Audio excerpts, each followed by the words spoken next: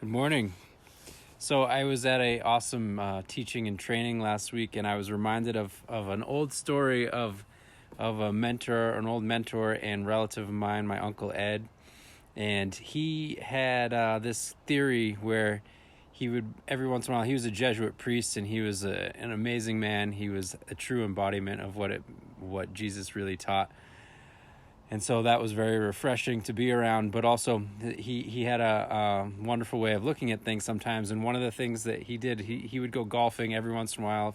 He didn't have much money, but every once in a while he'd go golfing, and he'd say, and we say, "Oh, well, how'd you play?" And he'd say, "Oh, I got a 4."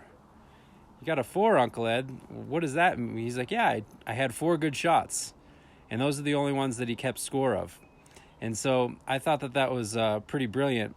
When I was a little bit younger, I was a little competitive and didn't think that was maybe appropriate. But as I really thought about it, I was like, wow, okay. So, and it brings me to, what is a good memory? A good memory is remembering the good things. A good memory is actually deleting those things that we don't want to carry forward. It doesn't mean that it's denial. It doesn't mean that they don't happen. It doesn't mean that we don't have empathy and compassion for ourselves and for our past. And it doesn't mean that we really actually forget it. But we don't pay attention, really. We don't give it our energy. We don't give it life. Every single time we beat our heart, every single time our heart beats us, every single time our breath is breathed, that's our life force. And what we give our life force to is what is going to grow and to expand. And so what memories do we give our life force to? What do we give life to? I was also reminded that in some cultures and some spiritual traditions, there's even a belief, which is whether or not you hold the same cultural or spiritual beliefs, it's a useful story. And there is a Lord of Death, and this Lord of Death is named Yama. And the Lord of Death is also responsible for everything that is past, so because it's considered that the past is dead, and that when we continue to resurrect the past by reliving and rehashing old memories, we're actually stealing from Yama, and that's not a good idea.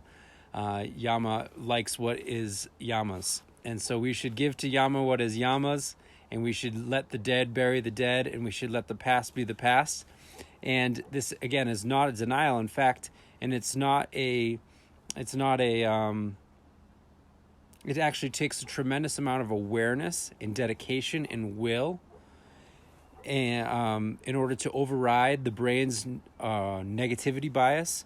So the brain has a negativity bias that is based on filtering all of our past memories for that which is negative. And this is evolutionarily built into our brain, into the survival part of our brain. We filter everything. And so then our brain posits that if we are more likely to survive, then we better keep in mind all of the things that might be negative, that might be dangerous, that might be awful, that might happen again. And so, but the thing is this part of our brain has evolved for millions of years. When there were saber-toothed tigers around, when we lived in tents, when we were hunters and gatherers, when we were nomads, when life was really a lot more dangerous than it is for most of us. And so this part of the brain, our negativity bias, does not care about whether or not we're happy. It doesn't care about that at all. It only cares about us surviving. But we are more than our brains. We are more than our thoughts. We are more than our memories. And we might care about being happy. And so if that's the case, we need to make a consistent, deliberate, dedicated action of overriding this negativity bias. So one of the ways that we can do that is to focus on what we value and choose, focus on what we want our future to become, instead of focusing on the past.